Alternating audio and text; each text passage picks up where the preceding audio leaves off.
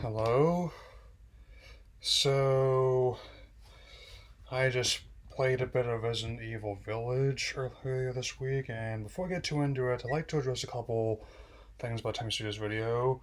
So, the other PSN game I got alongside Hunter, Arena Legends, and Plants vs. Zombies Battle Neighborville was was Tennis World Tour 2, which admittedly is not a title jumps out compared to the one just mentioned.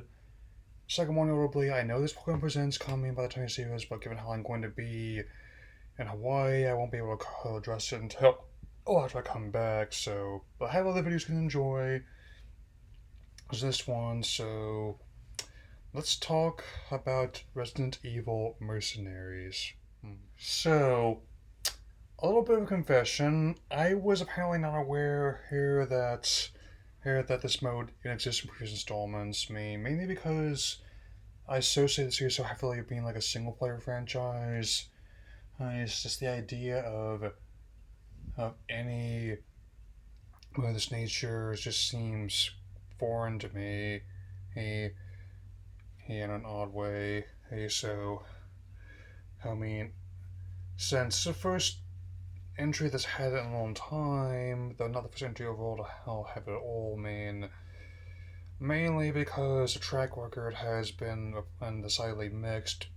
Next, in the case of the Outbreak games, the Operation Raccoon City games, and most recently, infamously, Umbrella Corps, which I openly stated I I was not on board with.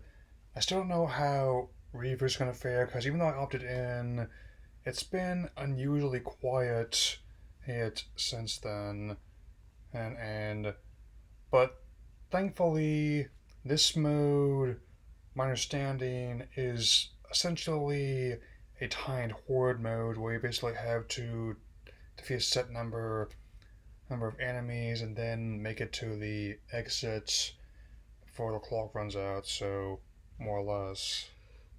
So, as mentioned before, I like it when the action of the series complements the horror elements. Like the difference between in giving your food the right amount of spice and again dousing it in so much much sauce that you can't even tell what you're eating.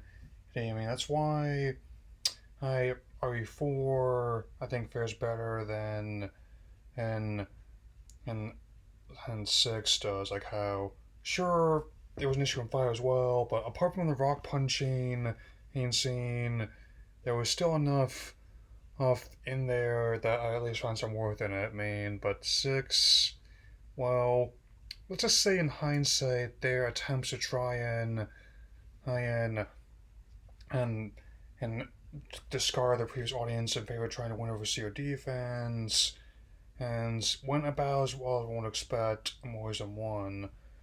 And again, RE7 and 8 have managed to right the ship, and on top of potential more story chapters for RE8, so on my second playthrough already, had a even though I'm not going to put this in the same pedestal as the main game, this is actually admittedly not that bad. It's not quite as the same one magnitude as like the House of the Dead games would be he since you have a bit more than just being on rails, but at the very least, he's just better than the US version RE Survivor, which because of the current events at the time, and they took out the light gun support, hurt so.